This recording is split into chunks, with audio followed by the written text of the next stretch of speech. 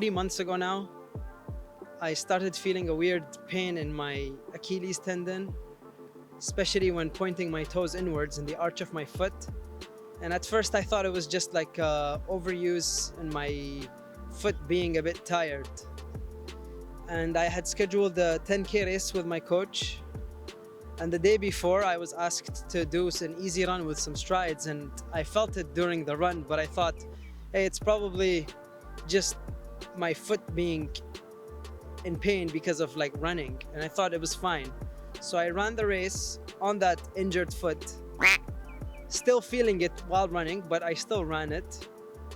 And then a week later, continuing training, I realized that, hey, the pain is not really going away. Like, it's still there. I rolled my foot out, I foam rolled my whole leg and all of that, and the pain was still there. I look up some YouTube videos on physiotherapists and whatnot, and I come to the conclusion that it's probably the posterior tibialis tendon, or the tibialis tendon and posterior movement. I'm not a doctor, I don't really know the proper terms, but it was basically posterior tibialis tendinopathy.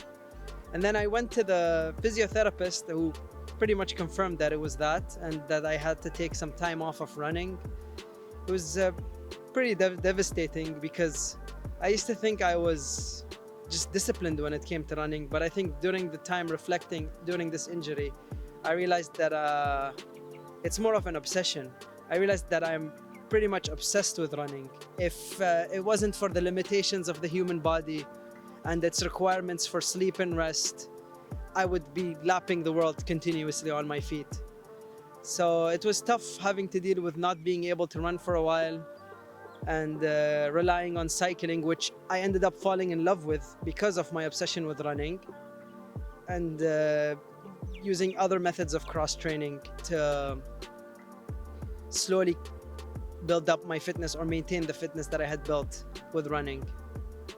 The injury basically kept me out of running for a good, I would say, at least month of no running, while just rowing, cycling, and using the elliptical as cardiovascular exercises, or to help build or maintain the fitness that had been built by running, while also being in the gym more often. Normally I'm in the gym 4 days a week with weights. I think during the injury I was in the gym 5 days or so per week rather than 4. And it was still difficult with the injury, not being able to run, because running is my favorite form of exercise, honestly. The hardest part of the recovery from the injury would have to be the time that you have to wait, especially when it's something with a tendon. You can't really do much. You do the exercises that strengthen the tendon, and then it's just a matter of the waiting game. You got to be patient. And it drives you crazy when it's something that you really enjoy doing, and you go from being able to do it on a daily basis pretty much to not doing it at all for a short while. It really does drive you crazy.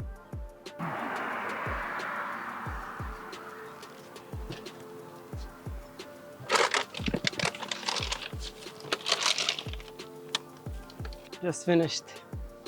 It's about 101K on a 3K loop. That was pretty crazy. Cycling for 100K, honestly, I think was more for endurance, mental endurance too, honestly, because it was just lapping the same 3 kilometers over and over until I hit 100K. Lots of mental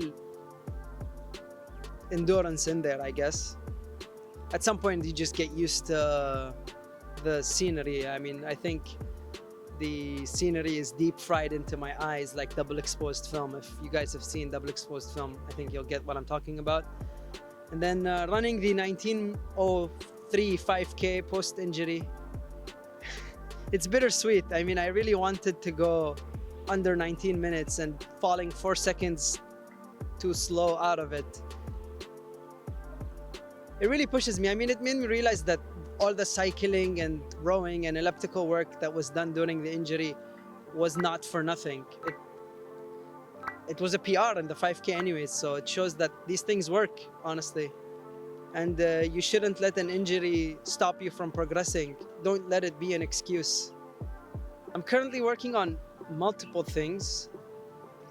The main fitness goal for the year would be running a sub 3 hour marathon at December in the Adnok Abu Dhabi Marathon, one of my favorite marathon courses.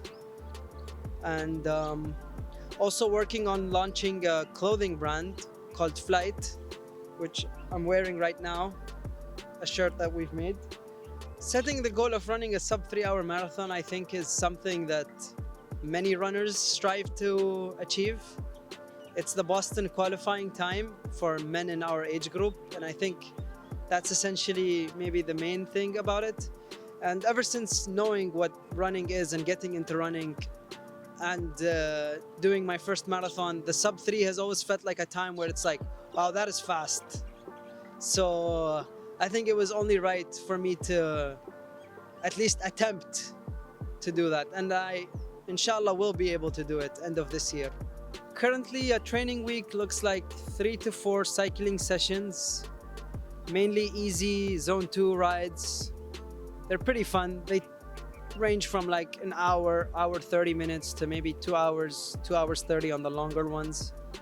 And then 2 to 3 running sessions, being mainly intervals, tempo work, speed sessions, essentially. I'm not fully recovered yet, so I can't really run as much as I would like to. But the speed sessions keep me sane.